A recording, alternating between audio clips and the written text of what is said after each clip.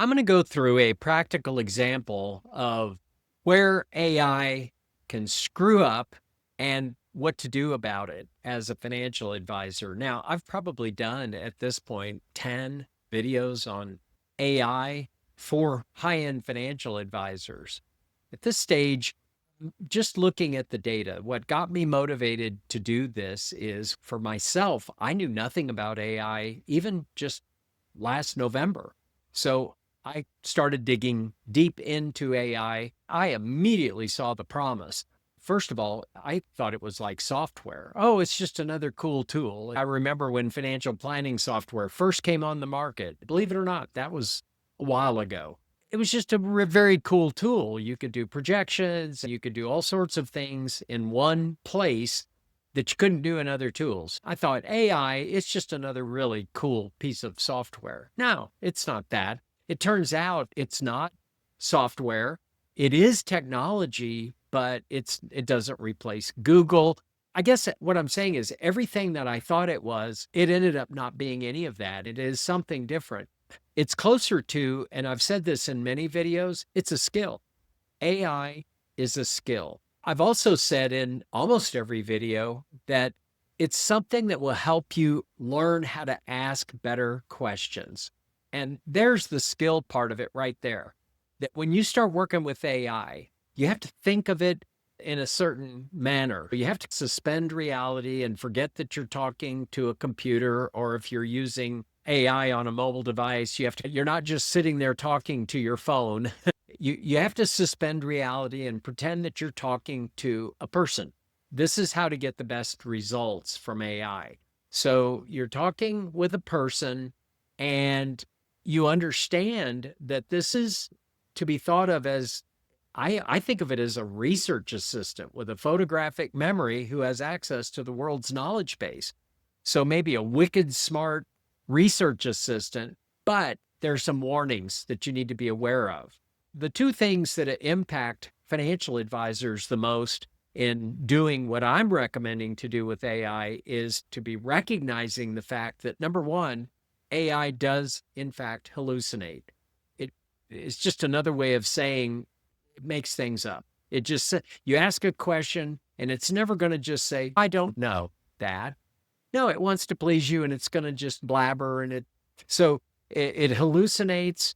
And I would say even when it's on to the right answer, it talks too much. So imagine having a research assistant who's brilliant, but green, very inexperienced about the ways of the world. And it has access like photographic memory, but it gives wrong information just in an attempt to please you.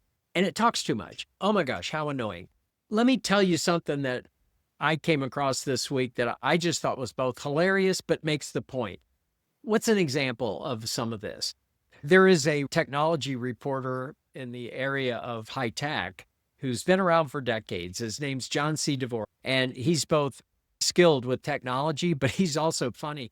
And he's been skeptical of AI from the standpoint of that we could use it for higher level functions. His point was, this is just a large language module. It's trying to use percentages to guess the next words. And it's like a parlor trick that we talk to it. It disassembles our sentences, and through predictive math and percentages, it's able to put together a response that to us feels like very realistic. It's an authentic conversation. And his point is, no, it's not. It's just a large language model. So he proposes something that he calls John C. Dvorak's new Turing test. So the Turing test was, to give just brief history, there was a guy named Alan Turing during World War II.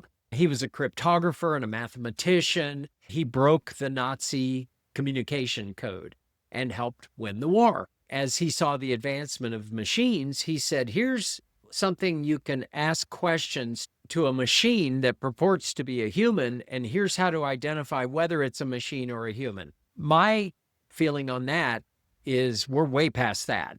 AI with the large language models, the way they've got it right now, is far beyond the original Turing test. So John C. Dvorak came up with what I think is a brilliant updated Turing test. And I think it's brilliant because of the simplicity. He says that you should ask AI I'm looking for a weed whacker. Which is the best weed whacker available on the market right now? That's it. It's a simple question. I think it's funny because when he was going through this, the response that was given from AI was the equivalent of a 10-page white paper comparing features, things about weed whackers. And yes, it came up with one in the end. His point was creating 10 pages is not helpful because now I've got a real homework assignment to, in essence, go through and assess the logic of this thing that's giving me 10 pages of God knows what, whether it's true or not. But the question is, did I save any time or not? Not to mention, is it correct in the assessment?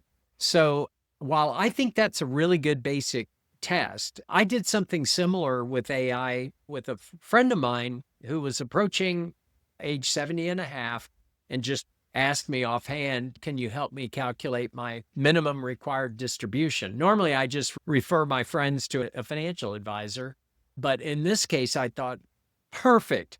It's like a weed whacker question for AI. In other words, it's a question that I already know the answer. I've mastered the formula. I know how it's done. And for those of you that are not in the United States, this is a tax requirement for people who are at a certain age are required to take distributions out of a retirement account that up to that point, the government has allowed for the account to grow without tax consequences. So I asked the AI, what do you need to know to calculate this? And it gave me a list of stuff and I got all that stuff. And so far, so good. It was actually pretty helpful. It generated a checklist that I just emailed to my friend. But then in the course of the whole thing, when it came down to the final recommendation, it was wrong. I checked and double checked it. It was wrong. So when I went back, I said, I don't think that's right. It was like, oh, so sorry, so sorry. It's always very apologetic when it's hallucinating. What would you like to do? It really is accommodating, but frankly, all I'm trying to do is eliminate the hallucination. So I said, what could change the number? Because I knew what the problem was. I wondered if it knew what the problem is. So I said, I am telling you this number is wrong. So now you tell me, how could it be wrong? It went through a series of 4 questions, one of which was, has this person ever been divorced? And there was a few follow-up questions to which the answer was different and which changed the bottom line. All right, there you go. There's MarkLittle's Weed Whacker question for financial advisors to test with AI. But I think you should be thinking about it this way. As much as I tell you, you don't need any training to use AI. All you need is a question or an idea. And if you'll sit down with a question or an idea and start exploring it with AI, you'll have a great experience. But the purpose of this video is to tell you how you could ask a better question. Is what's the best weed whacker the best question? Seriously?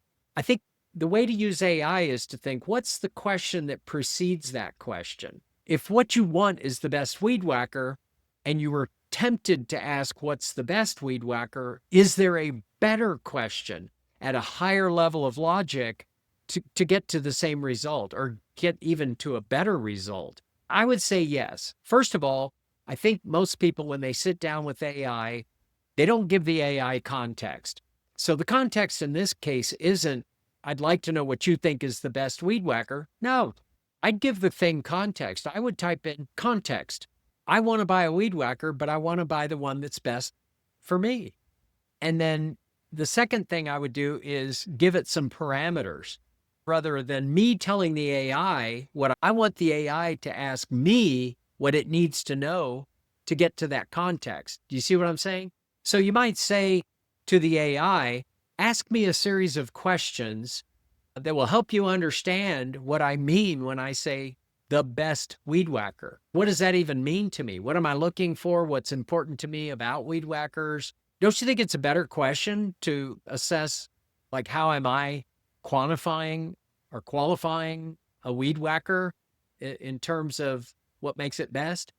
So just tell it, ask me a series of questions until you're confident that you understand what I mean when I say the best weed whacker.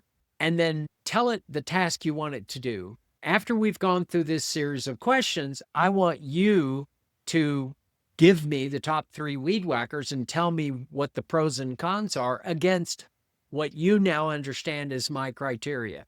Does that help? I'm not telling you that AI requires training. No, I'm saying what I've said in every video. It requires you to come to the table with a question or an idea.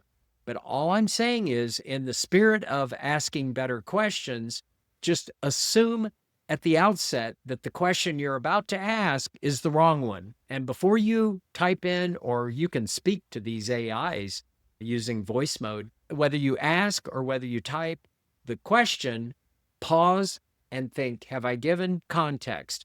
Have I asked the question that's above this question? And third, what do I actually want in the end? Do I want one, or do I want maybe 3 across my various criteria? I hope this was helpful. It's not meant to be training on AI. It's really meant to be more training on thinking. Not that you need training on thinking, but it's just that AI is this kind of weird new thing that's not a tool, it's a skill. And so the question on the table for you is, if it's going to change everything in the financial services industry in the next, I predict, 5 years, then what can I be doing right now to become familiar with it? And while I'm at it, why not make me a better financial advisor as I'm solving problems for actual real clients, which is time you're spending anyway, preparing for the time that you invest with your clients. So I hope this is helpful, and I'll see you in the next video.